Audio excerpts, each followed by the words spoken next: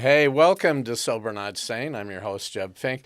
Remember, this is what you got to do. We need to thank Liz from the camera store. She helps us out with the equipment here, first off.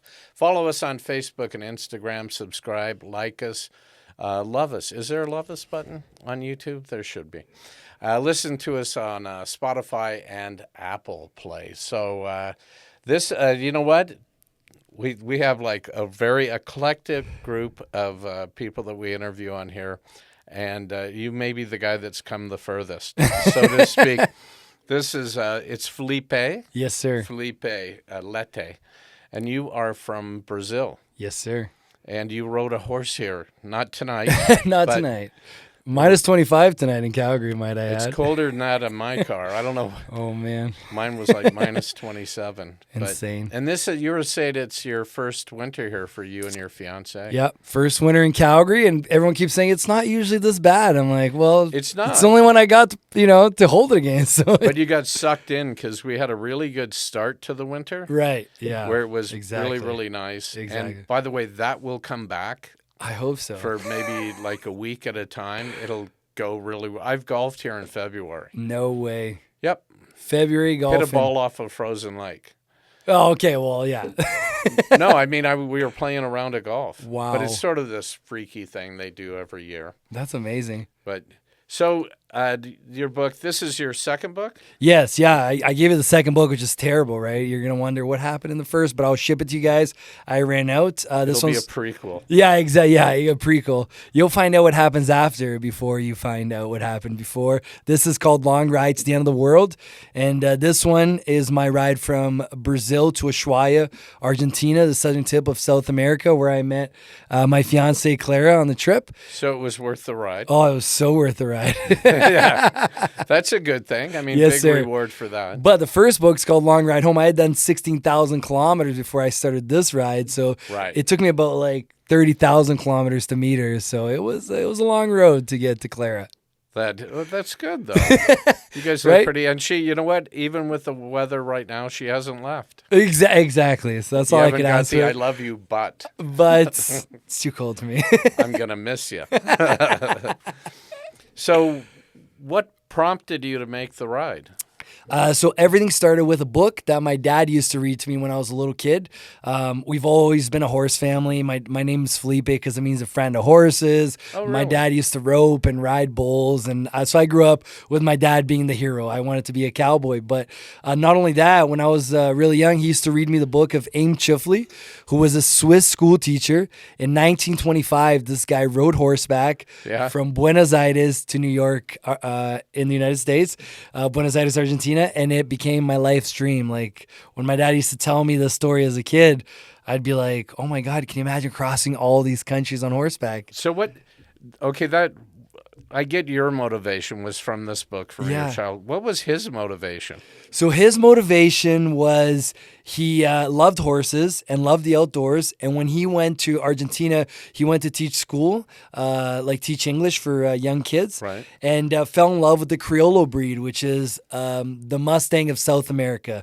Okay. Very strong horse, very hardy. And he wanted to prove that the Mustang was the strongest horse in the world. So he came up with this insane plan to ride horseback up to North America and went out and did it. So when he made his ride, did he do one horse or did he take two horses? A bit of a string with him? Two. So he rode one, and then the second one took the pack saddle. They were called Mancha and Gato, two special Criollo horses. Gato cat? Gato cat, yeah, exactly. It always sticks with people. Told you Spanglish. Like, yeah, there you go. People are always like, why is the horse named Cat? But it just became a part of the story. Everyone loves the name Cat. And rode them all the way from Buenos Aires to New York.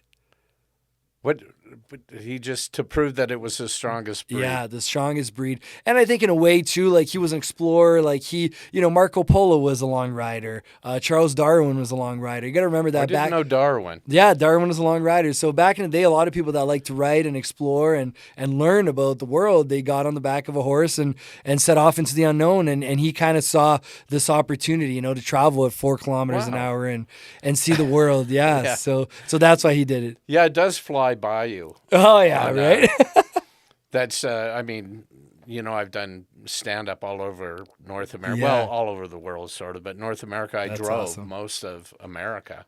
Wow. And I realized I'm driving 90 miles an hour. I'm seeing nothing.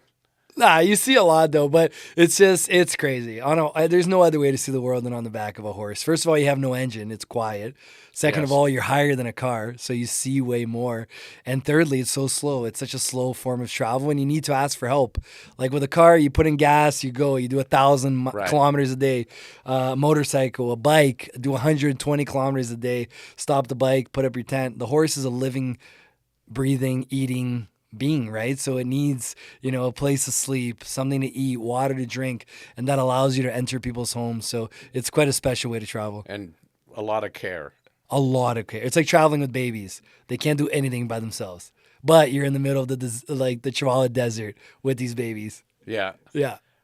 That's great. Like what do you think was the best thing that you learned during the first ride? I think that it was the kindness and generosity of humanity. Like I've broken bread with drug lords, prostitutes, politicians, people that had everything and people that had nothing, and of all skin colors, religion, creeds. And you start to realize everyone's inherently the same. Number one, everyone wants to love and be loved, and everyone is just so kind. Like I used to knock on people's doors and literally ask for help, in the middle of Guatemala, Honduras, wherever I was, and they didn't know who I was, they didn't know who my parents were, they didn't know what I was doing, but very quickly they did everything they could to help me. There was a family in Guatemala that butchered the only chicken they had to feed me when I knocked on their door, and Wow. and that was just one of many stories. So yeah, the kindness of humanity is tremendous. How kind people are. And that, I wonder what the ride would be like through COVID, because I had this great Yeah. hope for people that the whole world would go, okay, we're all fighting this shit Yeah. together, Yeah. and it would be bonding. Yeah. And I think, unfortunately, as you know, I'm an American. With the leadership we had at the time, it was more divisive than anything. Yeah. And hopefully it's going to come back around. I think so. I think the problem is politics. Like in every country, I think today Yeah. it's very divisive. We just saw Chile vote in a far left-wing president, the youngest guy in history. And, you got Bolsonaro in Brazil, heavily right-winged. And you got Trump.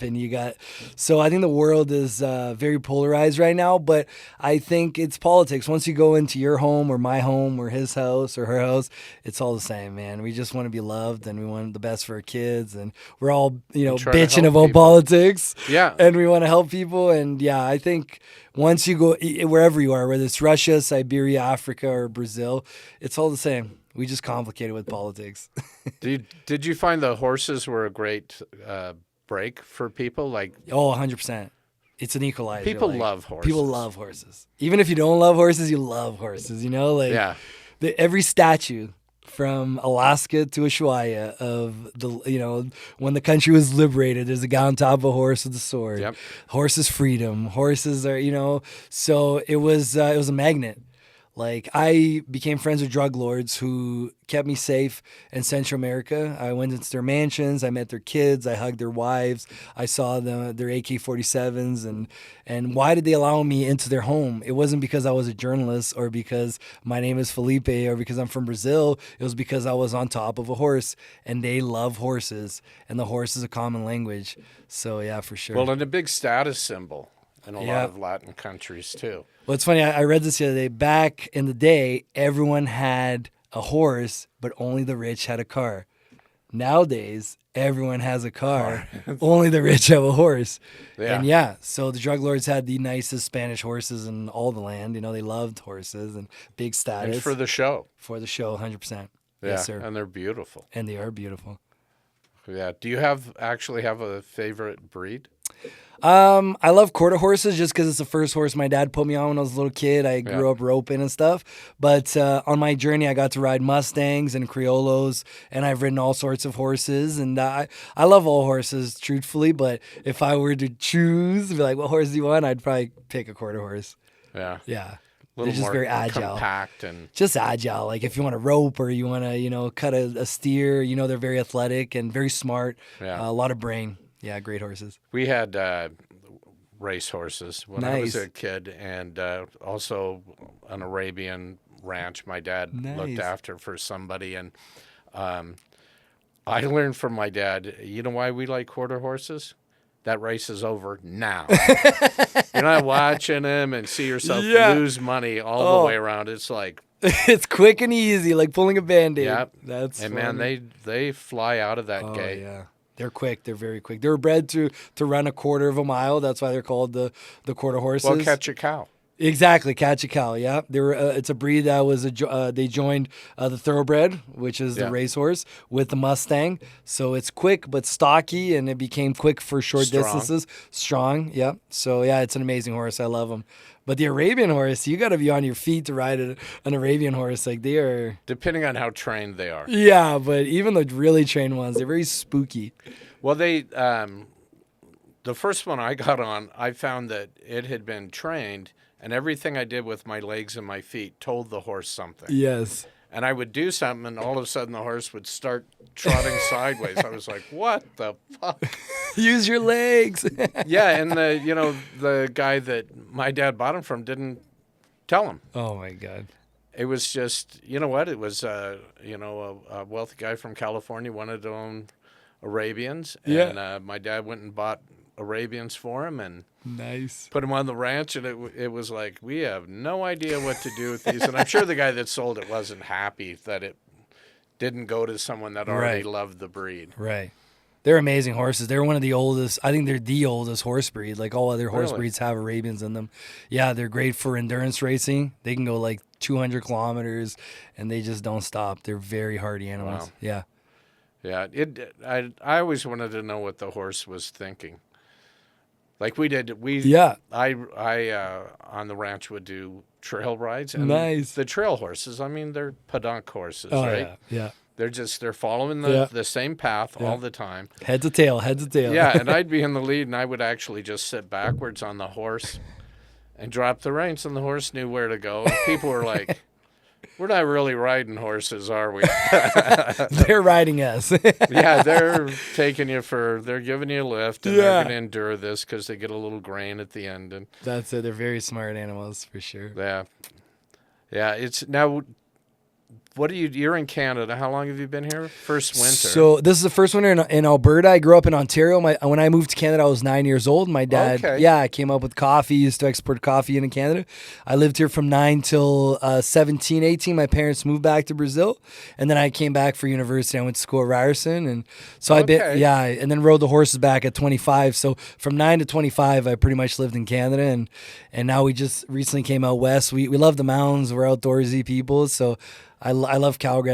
I like to call it home here. So now I went in and looked at some of the stuff that you're doing on Yes, your sir. Instagram and all of that, and honestly, my Portuguese very bad, or for muy mal. I know bad. That sounds things. pretty good. I know lots of curse words, but so I looked at it, and you've done interviews Yes, sir. so you've covered rodeo. Yes. Yeah. Yeah, so because I'm a journalist and I grew up in this world, I do a lot of work with the rodeo, with the Calgary Stampede. I went down to cover the NFR now, which is the National Finals Rodeo for a Brazilian magazine. So yeah, a lot of work around rodeo. So I have this great theory about why there's so many Brazilians and Argentinian great bull riders. Yes, sir. And I was saying to somebody, we were talking, Joanna and I, before, and I said, what makes a great bull rider? A little guy that's ungodly strong. For sure. And it's not, and I thought about it before coming to the interview, it's not about conquering the animal like breaking a horse. Yes. It's about surviving the ride. Yes, and sir. holding on for 8 seconds. Yes, sir. And so the more strength you have in the ratio to your weight, the less thrown you're going to be. I know, but it's more than physical strength. It's mental strength. It's conquering your mind. Because 99% of humans when you put them on the back of a bull and they feel the adrenaline and what it is they're about to do, they'll get off right away. It's ridiculous, right? What do you mean to ride a bull? So to be able to keep your cool and react to those 8 seconds on top of, such a big animal, a wild animal, you have to conquer your mind. So yeah, those guys need to be studied because it's unbelievable what they do. Well, it had to start as a bad bet. I mean, Yeah, breaking 100%. horses you get Yeah. on the ranch. Everybody had to break horses. All the sports that are derived from working life is called the rodeo, right? So there's a bunch of cowboys sitting around, pushing cattle down in Brazil. They used to have to push cattle to the one meat packing plant in the country, which was in Barretos, which is the biggest rodeo in Latin America today. So why did that rodeo come about? Because a bunch of bored cowboys, all the cowboys waiting with the cattle. Hey, I bet you can't ride that bull. Oh yeah, I can ride. You can't race that horse faster than me. And bets start flying, money, whiskey, and that's how the rodeo came to be. They're all derived from actual things you would do working, like calf roping. You got to rope the calf to care for it and keep it alive. Team roping, bulldogging, or and then you get into the bronc riding. When I did the morning show, a big part of it always the Stampede. Yes, and sir. went. There's actually a training place down by Okotoks somewhere. Okay. And it's for calf roping. Nice. So they invited me out there, and I said, "Well, I could ride a horse." And they said, "Okay, you really got to be ready for this." And the first time they opened the gate and the cow took off, I barely stayed on the horse.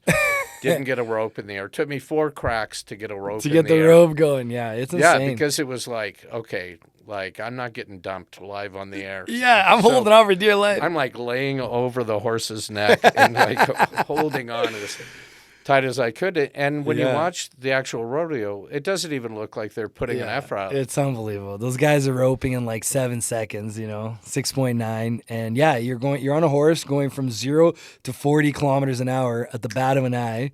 Yeah. And then you need to rope that animal, step off your horse while it slams on the brakes.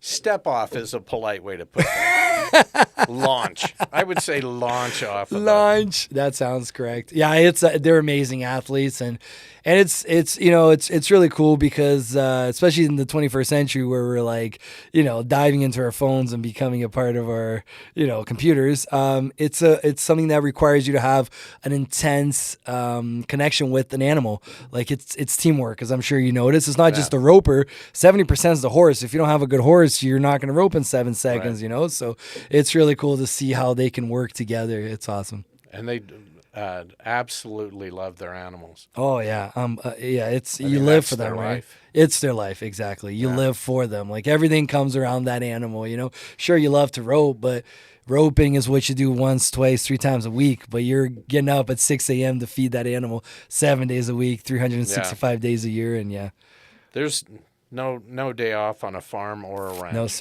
sir, no holidays, no Christmas, no New Year's. Every day is feeding day. Yeah, you can't. I'll be with you tomorrow. Yeah, exactly. I feel sick today, horse. I can't feed you. But honestly, like I think I do a lot of motivational talks, and I always say I thank God every day that I grew up with a dad that wears spurs and a cowboy hat because I could just see the difference in myself, as a 7-year-old kid compared to the other 7-year-old kids. Like you learn work ethic so much earlier in life and the value of life. You learn what death is. You lose animals. Animals are born and they die. So it's you learn a lot when you live in this Western culture. Yeah, it's I worked with a comedian one time that grew up in a small town, but he was a townie. He actually lived in the town, and everybody else he went to school with lived on ranches or farms. Yeah, and he said no matter what complaint you had, you couldn't top anybody that grew up on a ranch or. And he said he remembered one time it had snowed a lot, and he gets to school and he says, I had to get up early and shovel snow. And the other kid goes, we've been calving out since last night. I haven't been to bed. And you don't have a choice. That's just reality. Yeah. You got to be there. 100%. Yeah, it is. It's funny. A different work ethic, isn't it? It is. It's a totally different work ethic. There's no 9 to 5.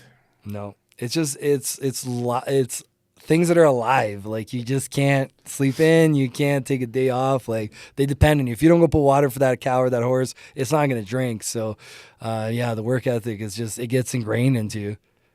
Yeah, That's a good thing. So growing Yeah. up in Ontario, though, Yeah. where did you Small town called Bolton, Ontario, and Been there. yeah, you been there? Oh yeah, No way. I've done a show almost everywhere in this Nice. country. That's the cool thing about doing a stand-up. You get to see a lot of the country and Yeah. a lot of cool places, I imagine. Yeah. Yeah, so Bolton, Ontario, small town. I used to tie down rope, in high school and a little bit of elementary school, playing hockey, soccer. Just had a normal childhood here in Canada, and that's why I love it so much. Like the more I travel, being from Brazil, Canada's a bubble, man. Like this doesn't exist in many other parts of the world. With the freedom you enjoy here, the security, the healthcare, Yeah. other than the -30s, which I could live without, but everything else is really golden. Yeah. Yeah, it is. It's a great place. It's to an live. amazing place, yeah. I think that a lot of times, born and raised Canadians don't even understand how great it is. Take it for granted. Have no idea what's happening out there. But that's all they've ever known. Yeah, you can't blame them for it, right? So, yeah. But I wish more knew, like, oh my God, like, because I find a lot of kids nowadays, like, they don't really value it, they're not putting in 110%. They're just, pushing it. And it's like, man, like, take you down to Brazil for a couple weeks and drop work. you off in like the favela and leave you there, and then let's see if you value a little more. Because yeah, this is amazing. The opportunity you get up here is unbelievable. If you want to put a little bit of work, you're gonna be good. Where other places people work 24 hours a day and barely make enough to eat. And life is real tough. So yeah. Yeah, it's funny. In one of the places we stayed in Costa Rica, there was guards at the gate, and very safe and protected, although I didn't find it unsafe anywhere. I mean, trust me, at that time in my life, I went into a bar all the time, and I just found it really relaxed. But it was a father-son from Nicaragua, and they worked 12-hour shifts. One worked all night, one worked all day. Wow. And that's just what they did. Just normal. 7 days a week. Yeah. And they were trying to put together enough money to get the rest of the family moved there because Costa Rica had more of a middle class. Yeah, 100%. Which they worked very hard at creating. Yeah. But now the houses are really expensive. Oh, it's getting super expensive, right? All over the world, I think living is hard. But it always, like, to me, like when I try to explain to people, I say, look at the people walking to Mexico. Like these people are taking their kids from countries like Honduras, Nicaragua, Guatemala. They're walking for like 3 months on the side of the road to get to this border where they then need to cross a desert with a coyote. Like, who would put their children in that much danger to get somewhere unless you're extremely desperate? And that's what these people are. They're extremely desperate. Like, it's just, life is really hard for them, and that's what they do to try to get a better life, So it's, how did your parents pick Canada? Because at that time, I mean, how old are you? I'm now 35. Okay. So I was 9. I was born in 86, to give people some context. My dad, who's an adventurer, loves to travel. He came to Canada when he was 16 years old, was backpacking with his brother, went back. Wow. Yeah, had crazy parents. Want to backpack and go ahead. So went to Europe, came to Canada, and they used to work and travel. So he ended up in the tobacco fields in London, Ontario, and just for some reason was like really loved the country and said, I'm going to bring my family here one day.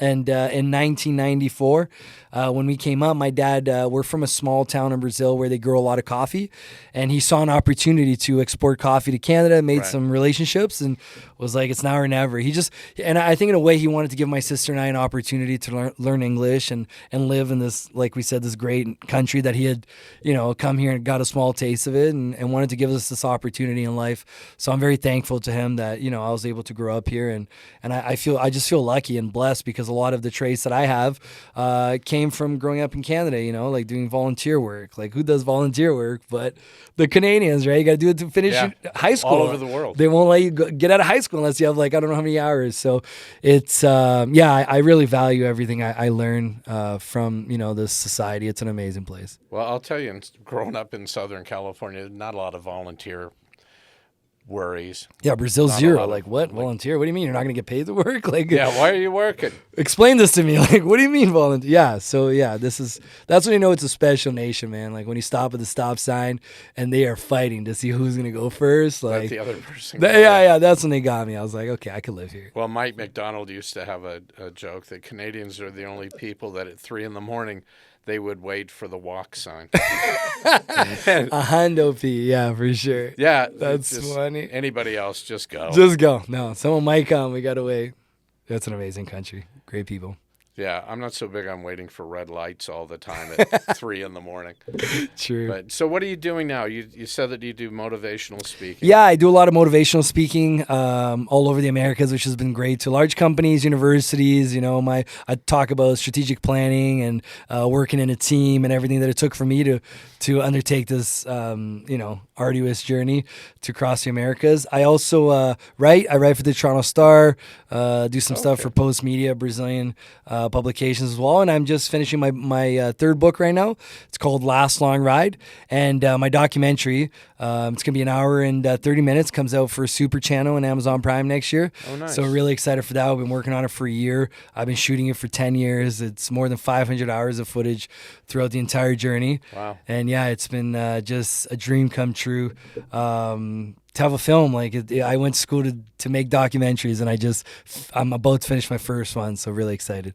So, is it the last long ride because you're engaged? Yeah, that's exactly it. Yeah, as soon as you meet a woman, right? Yeah. Oh, no, it's more like, yeah, no, that's your last ride. That's exactly it. I outgrew it. You know, like my dream was to go. Would you think of doing it together? We did the last one together. We did so. This is how it went down, so people understand. I started in 2012, and I rode from the Calgary Stampede, the largest rodeo in Canada, to Brazil, to the largest rodeo in Brazil. That took me 803 days through 10 countries. When I got to Brazil, I realized I wasn't done yet, so I continued on to the southern tip of South America called Ushuaia, Argentina. That took me a year and 3 months through 3 countries, and that's where I met Clara, my fiance today. And when I got to Ushuaia, I said, well, the only thing that's left in the Americas now is the north. Like I haven't done Alaska, so that was the third ride, which we did together, Clara and I. I lived in Alaska too. No way. It's interesting. Eh? Interesting place, yes. A lot of wide eyes over there. I don't know that. I think they consider themselves Americans, but very special Americans. Very special Americans, as they should be treated. I mean, I lived there in 1977. Wow. Where'd you live? Pot was already decriminalized. Oh, I can imagine. I'm sure. They're just like, no, we're going to be smoking this. This is fine. Where did you live? I lived in Kenai. I don't know if it was on the peninsula. Yes, sir. And Fairbanks and Anchorage. Nice. It's a cool place. I'm glad I saw it. You know, it's like when the sun is up at like 2 a.m, you're like, what is happening? Like, little shocking the first time you come out of a bar. And you're like, how long was I in there for? Yeah, and then when I lived there, the bars had to close for an hour. That was the law? From I want to say from 4 to 5 or 3 to 4. And wow. you could order like 5 drinks. Just and to they wait. had to turn the light. This was the law. They had to turn the lights on and clean. Oh, so my you'd God. order your drinks, they'd pile them on the table, and they would walk around vacuuming.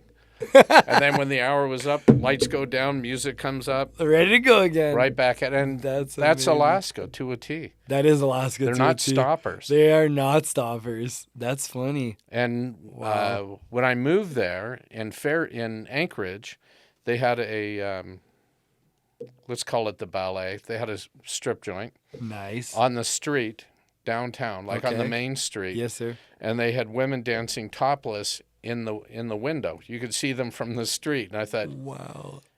Yeah,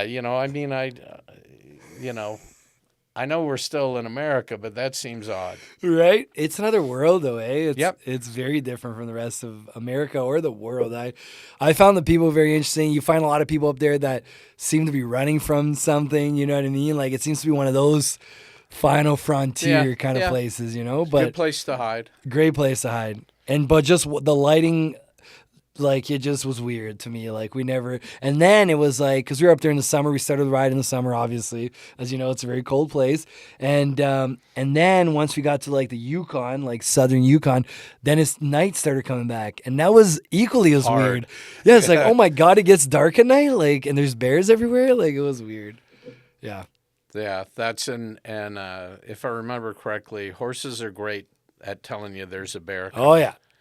You just got to stay on, though. Yeah, they're you got to hold on because they're not sticking around. They're not sticking around, no. For the bear run. They just, and we were crossing like 3 bears a day on this last journey. A lot of grizzly bears. Wow. Yeah, no fun. That's a lot. And grizzlies are not the polite pet me bears. No, they're not. They're just hungry. unpredictable Like there eyes. is a polite pet. Yeah, what is a polite bear? No, black bears are bears are fine docile till they eat you. Yeah. That's the thing. It's always the one bear that ruins it for the rest of the bears, right? It's like if you got hot dogs sitting out and you don't look like you're going to finish them, they're coming for them.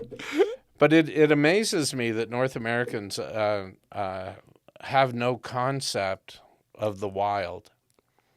Like none. Like I know it was a long time ago, but I remember this story that I read, and it was about a guy, I believe they were in Yellowstone, and the dad wanted a picture of the kid with a bear, and he put peanut butter on the kid's hand. What? Yeah, he got a really great snapshot of the bear taking the hand.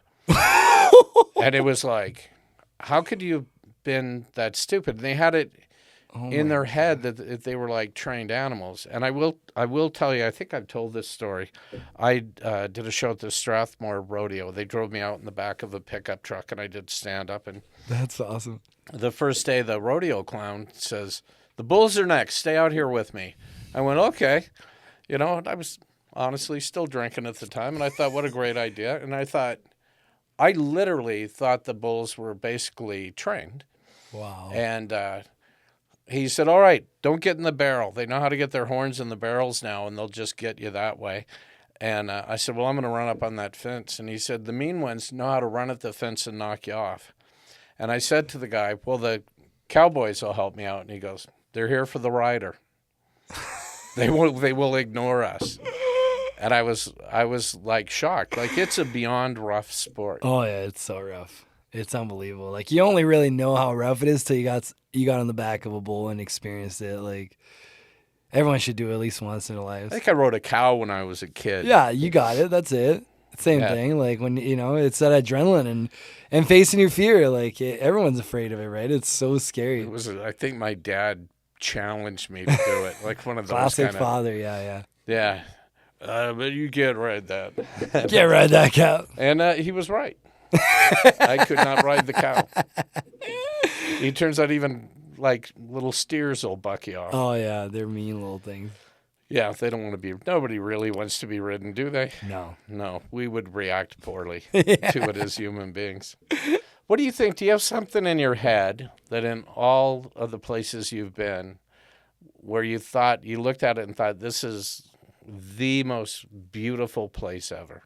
There's a lot of places like Yellowstone National Park, Glacier National Park, the Chihuahua Desert. I love deserts. Like, just the lighting, most beautiful lighting I saw on the entire trip, where sunrises and sunsets in the desert. Central America was very. Costa Rica, you've been there, the ocean, the wildlife, monkeys hopping from tree to tree. And they're still finding animals in the rainforest that they... Yeah. I sat on a flight with a guy that was discovered an a new entomologist. Yeah. And he had been working there for 10 years and had discovered like 6 new species that had never been seen. That's so crazy, right? Well, it's the jungle, right? The rainforest has like, I forgot the numbers, but like 90% of the species on Earth live in the jungle, right? And they're still discovering new species. So yeah, it was just culture-wise, like I love Mexico, like, me too. Unbelievable. The music, the people, the horse culture, the food. Argentina, I fell in love with Argentina, as you can tell. Brazil is awesome. Uruguay. Felt so much in love, you brought one of them home. I brought one of them back. I just couldn't hold myself back. No, it's just every place has something special about it, So yeah. I crossed 12 countries on horseback, and they all kind kind of left me with in awe. You know, there was bad things about it as well. Every country has, you know, its negatives, but a lot of beautiful places on I was Earth. going to ask you when you said you broke bread with a drug lord, did he have better bread? You would have to think. It was very expensive bread, yes. It would have to be. But he can afford it. He can afford it, Squeaking by. Oh, yeah, those guys are just crazy. They're just burning money. He lives in a mansion, had a zoo in his house. But so much money, what do you do with it? You keep yourself alive. You build taller walls. You buy better arms. And, because that's their worry 24 hours a day. You know, someone's going to come, and it's not a good life. And take what they have. And no one chooses. Well, I'm not thinking about starting Yeah, well, if you want to, you read chapter 6 of my book. It gives you the rundown. No one that's the other thing also that was a huge lesson for me. Like, it's just rarely a good end. Exactly. Never a good end. And no one wakes up one day and says, I want to become a drug lord. You know, these are people that have had very few opportunities in life. He, like a kid that barely had enough to eat when he was growing up, and this was his way out. And but most kids won't make it to their 18th birthday, right? So I met those kids, like kids. South Central LA. Yeah, exactly. Yeah, or even in Canada we have it. Every country has a bit of that, right? So it's sad, and it's not to be glorified, that's for sure. But you know, from a journalist's point of view, it was very nice being in the mansion and seeing the way they live. Yeah. Yeah. I watched a documentary that was really interesting, and actually New Year's is coming up, and I have a food business at Crossroads Market, and I thought, you know what, I should make something for almost more Cajun-y, and I thought, you know what, maybe I'll make red beans and rice, and then I thought, well, nobody will buy that. And then I said to somebody, you know, 90% of the people on Earth survive on beans and rice. Wow. And I didn't know that. I watched this documentary that was called $1 a Day. And they said that most people live on $1 worth. Wow. That's all they have to spend every day is $1. Wow. And 3 Canadians went into some small village in the middle of nowhere. And I think they started with $30 and they were broke really quick. No. And like you say, the village took care of them. Nice. And they taught them how to grow radishes or something that they could trade. Nice. To survive. And they said every day somebody had just dropped something off. Wow. You know, big chunk of bread. That's awesome. I must have been Mexico, so they were getting tortillas. Oh, okay. But they tried to teach them how to earn money to make their own way, and it was just by the end of it they realized they just didn't have the capacity to survive. Wow, that's awesome. And that's what it is. And we in Brazil eat a lot of rice and beans. Yeah, every day. Because it's really good. It's amazing. Yeah. You should definitely make it. You'll sell out. I don't know, you know, it was that or gumbo. I'm a big gumbo. I've never had gumbo. I heard it's really good. Really? Though. Yeah. All right. Southern cooking, right? Oh, yeah. Gumbo. Yeah. Yeah, I'd love to try it. I've never had it. Big in Louisiana. Yeah, Louisiana. That's it. If you can get a really good seafood gumbo. That's okay. That's a specialty, eh? Yeah. Okay. You got to try. You like spicy food? Well, I know, like Brazil, I know Argentina also isn't a really spicy food, but everybody, I don't know why the rest of the world, well, they speak Spanish. Yeah. They must like peppers. Exactly.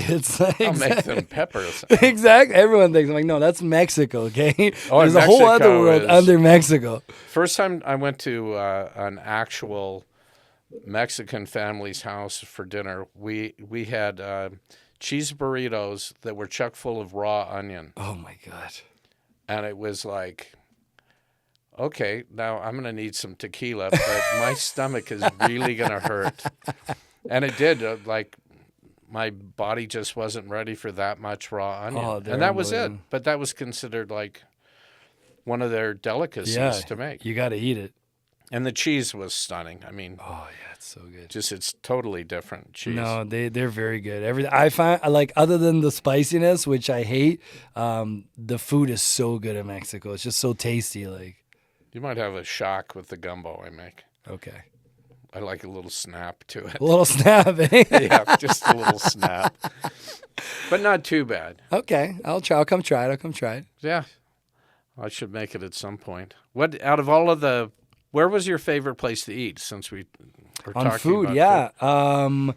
Mexico was tough. I ate a lot of spicy food. Just no other option. You got to eat it. I'm not, I don't. Did you eat the street food there? Oh yeah, for sure. Yeah, that's my delicious favorite. taquitos. You got to have them, right? Yeah. But I think Argentina had really good food. A lot of I'm with the Gauchos, the Cowboys, right? So they're always welcoming me with the barbecue or a lot of meat. Barbacoa. Barbacoa, yeah, a lot of good meats in Argentina and Uruguay as well. Yeah, that would probably be number one. Yeah. Yeah, Uruguay is one of those that you just don't think of. Small country. I was educated in California, so you don't think of anything. No, you don't. Outside of the U.S. perimeter, right? No, Uruguay. Yeah, it's a tiny country. It's like the size of a Brazilian state. But it's a really cool place. A lot of history. It's known as the Switzerland of Latin America. So a lot of culture. The people all dress very nicely, and it was. It's one of those countries that really stands out for me. Although it was one of the smallest I crossed, I think about it often, made a lot of good friends, and a really cool place. Well, that's very cool. Yeah, Uruguay. Get down to Uruguay if you can. It's an awesome place. Weed is also legal in Uruguay. Very, they're just a little more ahead than the rest of us in Latin America, yeah. Well, I mean, I said for you, and that's not my drug of choice, shall we say. Yeah. But I've always said I can't believe pot's illegal and alcohol's legal. I mean, everybody I know gets in more trouble on alcohol. 100%. And it's human nature. Like there was a guy that did a TV show called The Thirsty Traveler. Oh yeah, okay, I watched it. I don't know if yes, sir. A friend of mine did sound for him. Nice. And the basis of the show was he went to all these countries and then got hammered on whatever the local drink was. Wow. And he was, where was it? But they made alcohol out of yak milk. Oh my God! And I thought that must just be horrendous. Yeah, let's drink that. You gotta really want to forget how your day went. Oh my God! To be drinking fermented yak milk. Give me that fermented yak milk. I need to forget about my life. Yeah, but every culture has something. Or the Peruvians that like chew the corn and spit it, chicha. Yeah, that's delicious. Another man's spit. Yeah, never tasted so good. I brought you some. No, and you know what? One of the things that I'm good. I had some just before we started. Okay. The amount of potatoes. I have a neighbor at the market that's from Colombia. Nice. I asked him what his favorite dish was, and it's a potato soup. And then I find everything I need here because Calgary's actually really good. The people that move here, like you say, your dad started bringing coffee and bring the delicacies from where they live. But there's like 300 kinds of potatoes. It's unbelievable. And they're in every recipe. I have all the spices and everything, and every recipe kind of apologized if you couldn't get the right potato because it takes a specific potato. Wow. And I can't find it here. That's insane. Yeah, it's amazing how many varieties of potatoes there are. Yeah. Yeah, but it very, I mean, it started as, an Aztec Inca thing. Exactly. And they had the whole technology to plant them, and that was their diet, right? Primarily, they ate potatoes. That's why they were very smaller people, right? They didn't grow very tall because that's all they ate was potatoes. And they have, like, when you go there, have you been to Peru or Bolivia? No, I've been to Colombia. To Colombia, yeah. So like where they grow it, and like depending on where the sun is on that time of the day, and it's really cool how everything changes. Yeah, they had the technology. Well, and they're still using some of the original rock built. Yeah. The constructions with which they just go back and forth and they run water down them. Yeah. It's like simplistic and brilliant. It's so brilliant, yeah, for sure. Yeah, and I saw a hydroponic place in Texas, and they had built. It was in a grocery store, and I specifically went there to see it. Wow! And they had the water pumped up to the top, and then they had pipes that all of the. And it's grown hydroponically, so basically the roots sit down and the water goes over, and it has all the nutrients. That's so crazy, eh? That's the future, right? I'm looking. I said, "Wow, that's really cool." And he goes, "Yeah, imagine when it was first invented, like 4,000 years ago." Right? It's crazy, but yeah, it's true. They were doing that way back when. Yeah, and they figured that stuff out. I don't get it. I don't get it either, man. Like even visiting all the ruins, like I got a chance to see the ruins in Mexico and in Honduras. I went to Tikal and and in Peru, and it's just unbelievable. Like, how do these people? They're astronomers. Like, this is all with the galaxies in line with the stars, and Yeah. the way the sun hits it. That one day of the year, it creates a snake. Like, they were like the greatest architects, and it's just, it's unbelievable. It's unbelievable. But they were also not spending all day on computers and watching Yeah, TV. exactly. Not on TikTok all day, right? They could They create had things. other shit to do. Exactly. Yeah.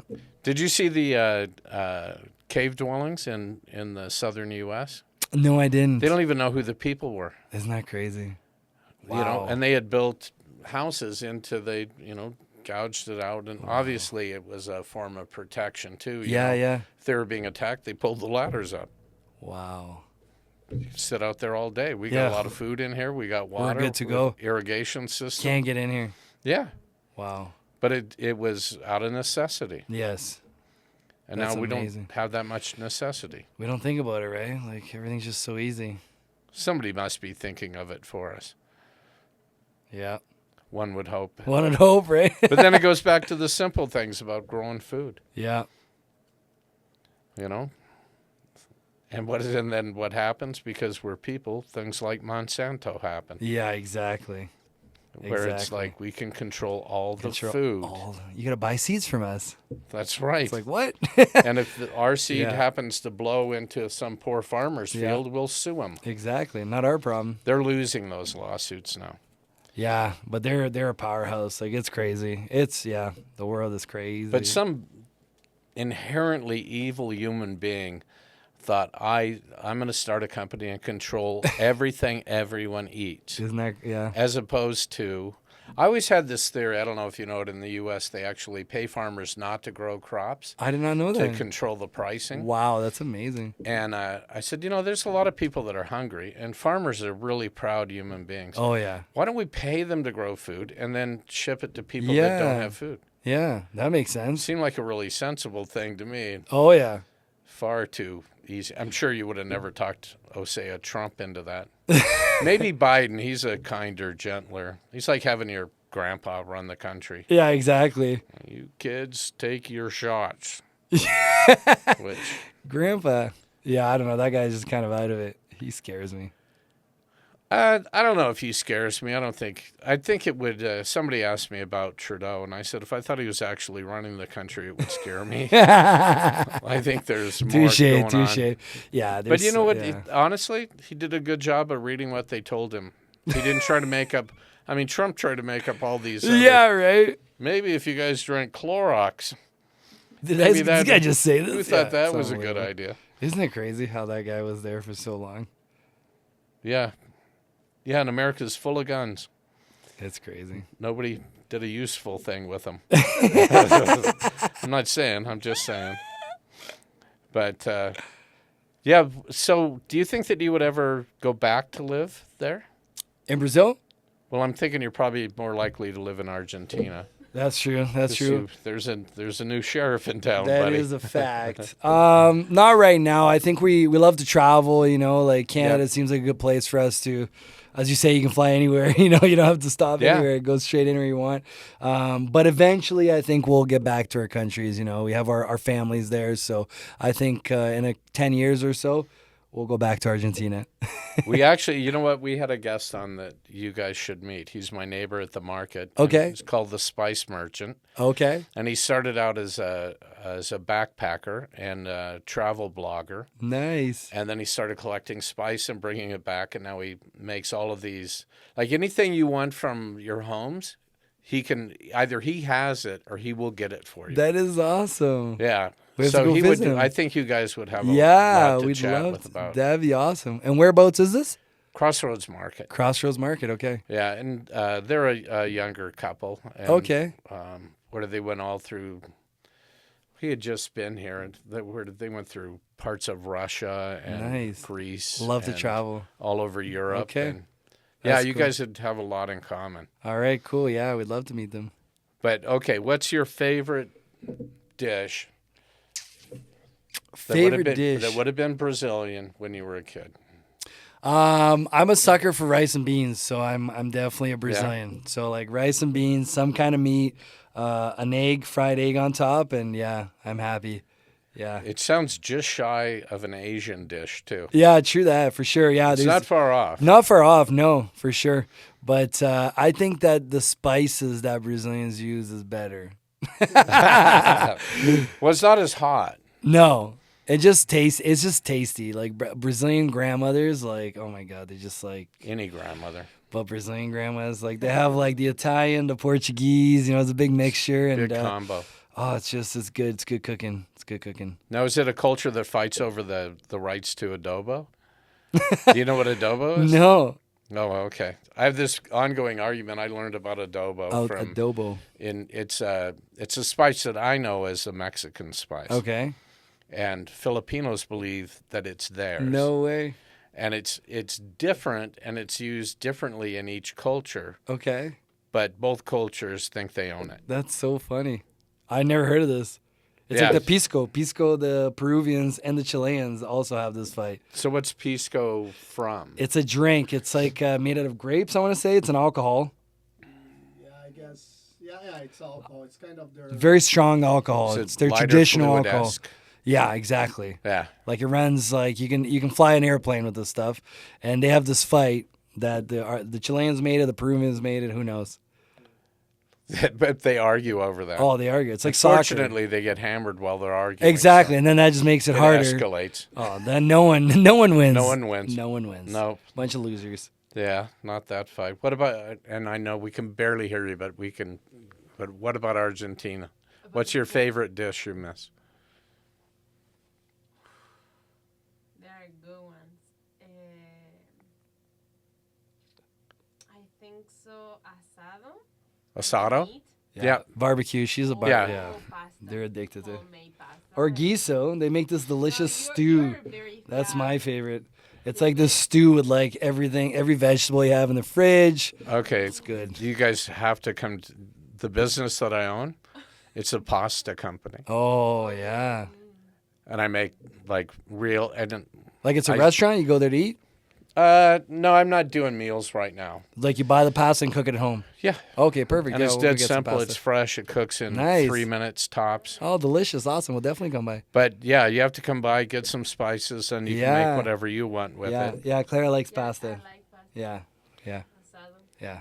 It's good for you Yeah, it is good for you. in measured amounts. Like everything. And right? none of the flour I use is processed. It's not white flour. Oh, that's awesome. Yeah, That is good. it's like real flour. It's It the actually legit- looks like cornmeal almost, Ooh, like a real small cornmeal. no way. Yeah, That's awesome. Yeah, we'd love to try it. I'll That's treat cool. you guys to Oh, some. thanks so much for your It's time. easy to say on the air, and then when you show up, Yeah, I'm it's- like, I don't know who you are. Man, we did the no se habla podcast. inglés. Where's my pasta? yeah, I am hungry. know you guys. We already got the show. Yeah, like, I got don't a know free what book. you're Get out. talking about. Yeah. I don't know what you're talking about. But yeah, what's your favorite Canadian food? Favorite Canadian food? What is Canadian food? Like that, we talk about that all the time. To me, Canadian food is the fact that you can have breakfast at a traditional Russian spot, go eat lunch in an Italian restaurant from a person that came from Italy, and eat dinner with like traditional like Japanese food. But I don't know what Canadian food. I love my Mary's Caesar salad growing up. That's very Canadian, I found. Poutine. I'm a big poutine lover. Poutine, yeah. Clara hates poutine. I love Really? poutine, yeah. Well, you're wrong. Yeah. Try one good one. Today, what do we eat today that's not Canadian, but This the little, they're made out of potatoes. They're from There's a dumpling. pierogies. It's technically- You guys adopted pierogies. Yeah, but every culture, pierogies are from Europe, Right, yeah. and they're made like flour stuffed with whatever you happen to have Inside, yeah. Yeah, But it's a very, like, I find Canadians, it's become their own. Like, we don't eat pierogies in Brazil. No. yeah. There must be some kind of dumpling thing, though. Pastel? Close to, yeah. We Just, fried it. yeah, we deep fry everything. Is it? Yeah, it's. What would you call it in Mexico? They bake them in Mexico, and then the further south you go, the more They'll they fry deep it? fry them. I don't know. Yeah. Anyway, I'll think of it. Yeah, we fry our pastels. It's good. You should try one. Have you been to Brazil? No, I Gotta get haven't. down there, man. You're gonna love it. I would. That's the problem. You might stay. That's okay though. You know what? I'm one of the. I at one point in time, I love to had have you. decided that I was going to move to Mexico, buy a bicycle, and get a hibachi barbecue grill Yeah. welded to the front of it, Oh my god. and tow a cooler and sell barbecue food and beer out of the cooler. That sounds like an amazing idea. Yes, which everyone told me we're a little bit afraid because we think you're not joking. I'm like, no, no. I'm like, I could do We'll give that. it away. The bike with the cooler in the back. Like, yeah, let's do it. Yeah, that's it. And even Man, I think this is a good hot idea. dogs, It's never Or- too late.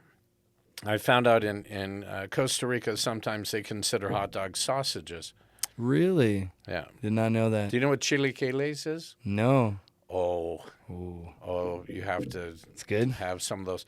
It's technically a leftover taco chips Okay. from the dinner the night before, and Okay. then whatever sauce you had used, like red or green, Okay. and cheese, and this will shock you, a fried egg on top. Ooh. But I went somewhere and they said, "Oh, do you want sausage with that?" And I said, "Yes." And I see him; he's just cutting up a hot dog and throwing it on there.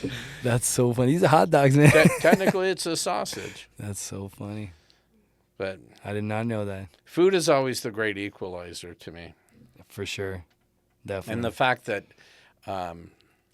the whole cowboy thing is like really the Americas yeah. to me. 100%. Yeah. And the somebody told me the first horses landed with when Spain first sent Yeah. ships across to rape Yeah. and pillage. Yeah. And they started in Florida, and then, of course, fortunately for the Europeans, the UK discovered America after Yeah. that. Yeah. Everybody seems to ignore that, and I don't That's know so why. crazy. But they brought horses with them, and Yeah, for sure. I mean, there are people that say that horses were here before with the natives, that they came through the land bridge, they came through Siberia, Could've Russia with them. But most people say they came when the Europeans arrived, because during the Ice Age, all the horses in the Americas were extinct, either from the low temperatures or people eating them. They're not sure.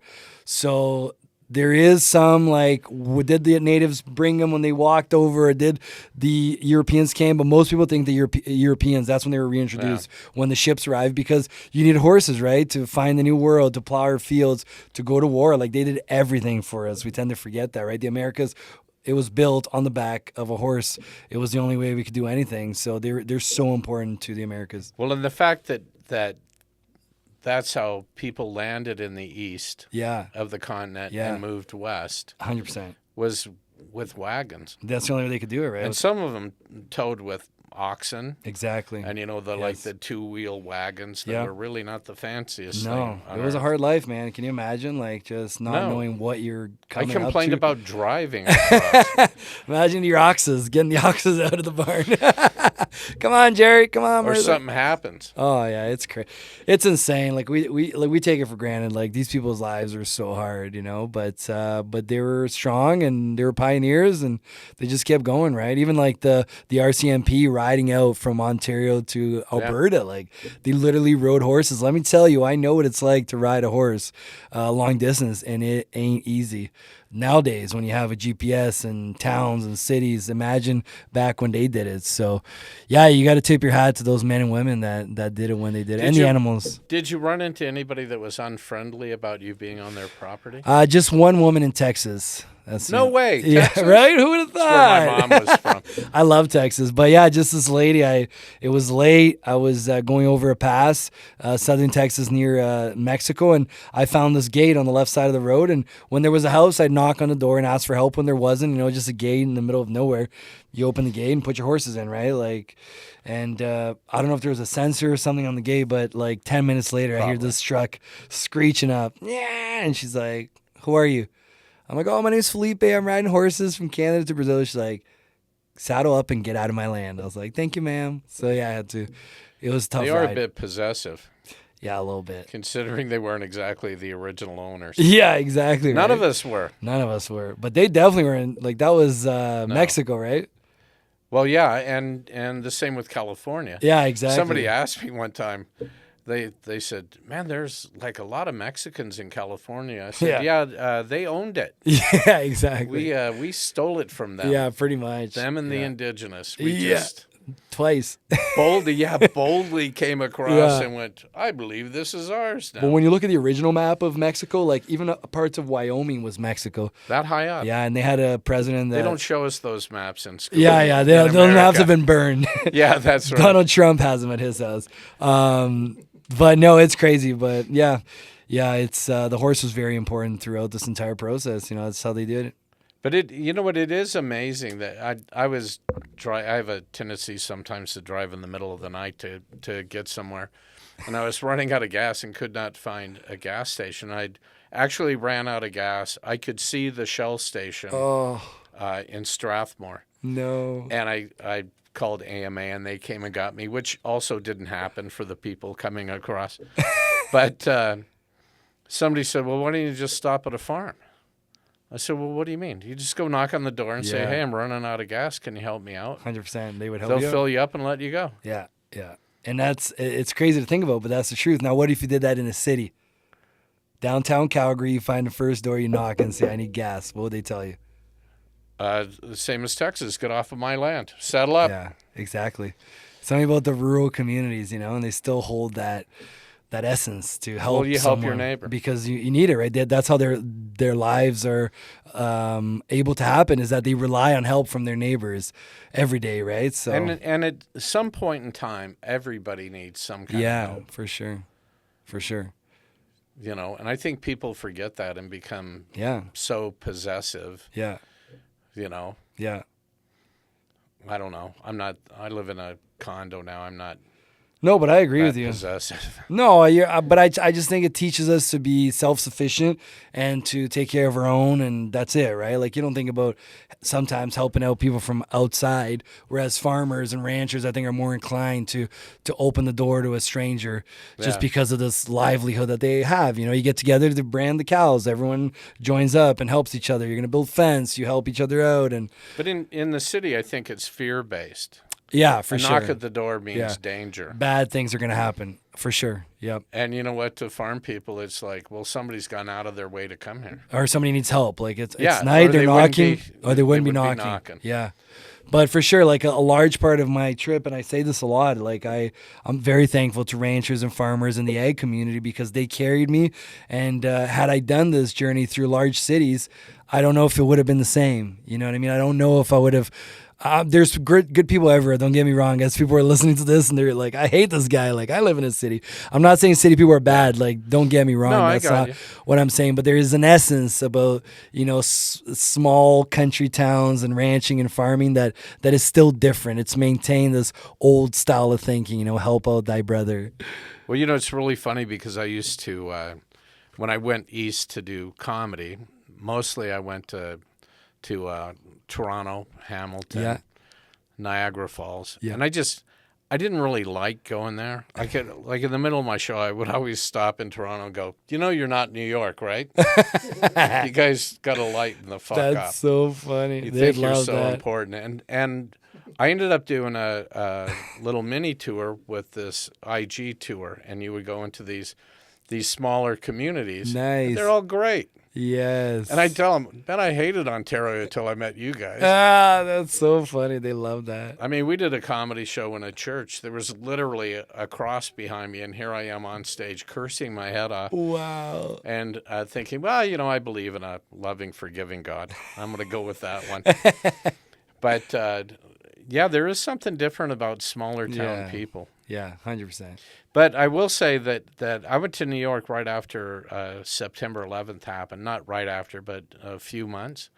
And it was shocking to me because I'd be walking down the street and people said hello. Wow. And nobody in New York says No, hello to they each never other. say I'm hello. sure they've stopped now again. But That's interesting, eh? yeah, and Wow. it was just, that was one of those things where everybody bonded together and went, all right, It's a new enough start. of this infighting Yeah, bullshit. yeah. Let's get through this. Sometimes that's what it takes, right? That was a big deal, man. Which I was don't- sadly, my hope for COVID was that people would bond together. And Yeah. I hope as well, but I don't know. It's going to be tough. I think, you know what? I saw somebody, one of the doctors say, I don't know if you caught on to it yet, but eventually everyone will get this. Yeah. And that's when People tend to it'll be forget okay. that. Yeah, exactly. And I mean, the new variant isn't as deadly. Yeah. You don't get as sick. Yeah. I mean, I've got some friends that have it and have had it and say it's like a kind of a bad cold. Exactly, like a flu type thing, right? But it's not deadly, which is the important part. Yeah. You know what's interesting about this? A little off topic, but in Brazil, they are not referring to this as COVID. They call it H1N something. They're saying this is a separate flu. I don't understand why. It makes no sense to me. The rest of the world is calling it COVID. It's a new variant. It's not as bad. Brazil, it's not COVID. It's another flu. So I don't know Which could be true. Which could be true, right? Because it seems like everyone that I know as well that has gotten it doesn't seem anything like COVID. It seems like a cold or a flu, your regular flu, Right. you know? So I just found that interesting why they're doing that. What's the motive behind And it? nobody's getting a flu shot now, which I never got before. Yeah. I mean, I'm triple vaccinated Yeah. because I actually had it before they knew what it was. Wow. And then I Like got at the beginning of the pandemic. Yeah. No way. And first shot, second shot, and the booster. long-term effect has been that my lungs don't work as well. Really? But I also have not treated them kindly over the years. Right. Is it COVID or is it? I had a doctor point out on the computer, it's COVID or any one of these. That's funny. Good to have a doctor with a sense of humor. Thank God, right? Yeah, it is. You need a doctor with a sense of humor for sure. So do you think the trip would be different now considering Oh, COVID? 100%. Yeah, I think I'm the last of my kind. Like, I think Yeah. that what I did will be very hard for someone else to do, especially with the same horses. Like, my first trip, like, I talk about how difficult it was to cross those international borders with horses, every country I got to. Oh, yeah, vaccinations. Vaccinations, quarantine, bureaucracy, corruption. So a lot of them I crossed illegally in Central America just because it was impossible. Easier, and it was just impossible to abide by the rules. And yeah, I think I did the last section of the last ride from Alaska to Calgary during the pandemic. And it was just, it kind of ruined the trip because the funnest part about this trip is meeting people, sitting down and having dinner with them, picking up the kids and like not wanting to leave the next day. You know what I mean? Everything is very intense. You become like their Quick family. friends. Yeah. Quick friends. And we were picking routes that took us away from people and left us in the middle of nowhere with the bears and Wow. and So that's kinda fun. totally- But you see a mountain, you see 100 mountains, it's the same thing. You know what I mean? But you go into someone's home and it's always different. And that to me was the most special part of the trip was this connection that it gave me with the people. Like, people you would have never met. you would have never met. Every 30 kilometers. I only traveled 30 kilometers a day. I crossed all of Mexico. It took me 7 months to cross Mexico on a horse. So you can imagine the amount of people I met. And now with COVID, was I going through Mexico? Would they have put me into their homes? Would I have found places to stay? I don't know. Right. So I'm glad I did it when I Although, did it. quite honestly, I think they're far more welcoming in Mexico than in more north. Yeah, I agree. But I do think that this, the COVID time is just a lot of people that would have welcomed you, might not. You wouldn't want to take something in their homes. Imagine if you were doing this and all of a sudden a week later, now I have COVID. Well, how about the 60 families I just stayed with for the past 2 weeks? Like, they all have it. Like, tracking, yeah. So it's really, it's a different world. And I think it was going towards that, to become very hard to be a saddle tramp in the 21st century, but COVID did not help it at all. It's going to That'll be speed your things. next book, Saddle Tramp. Yeah, saddle tramp, exactly. Don't give it away. That's a great phrase, though, isn't it? It is, yeah. Some people refer to me as a saddle tramp. I always thought that was funny. I'm like, yeah, I like that. There's I don't know if you've watched Yellowstone at all. That Yeah. series. Oh my God, it's amazing. So they started the 1883, the prequel. I haven't which is seen how it I'm yet. going to go through your books. Yeah. But it was one of those things where I saw that and I knew this was coming up, and I thought, yeah, shit, it was really tough. Oh, it was really tough. Like, these guys were going out and finding wild cattle to take with them so they would have food. Exactly. Just unbelievable. Like, and things we don't even think about. Like, just like, where do you find provisions for these animals? Like, you know what I mean? Like, you're in the middle of nowhere by yourself. What's the name of the series? The 1883. And that's when they were doing this, 1883. Like, Yeah. Can you imagine? It's insane. It's for crazy people. You had to be so tough. Like, it's survival. Yeah, At and the everybody max. was, and it was at the end of the Civil War, and everybody was taking. It's unbelievable. They had been tortured enough throughout all of that shit. Isn't that crazy? And then to go through that, and we complain about, oh, it's raining, oh, it's -50. Well, imagine being on a horse and it's -50, or it's raining, Yeah. or you know what I mean? Like, it's intense. You know what? I did the weather for a couple of very short periods of time. Nice. on How did you TV. like that? I thought I was really bad at that's it. my dream and- job. I feel like it's so Really? fun. I just It's the didn't- funnest person on the newscast. Everyone else is so serious. Oh, always, yeah. Right? You're like, oh, it's gonna rain. Who cares? Yeah. You know what? It was like -50 or -30 minimum every day for Yeah. a week, and I refused to post weather. No way. And I was posting all inclusive where you Deals. could go to get Oh the my hell out of god, here. that's amazing. And I'm getting yelled at, and I go, man, you guys don't think what you need is a travel agent to sponsor me, Yes. and they'll come on and we'll talk about.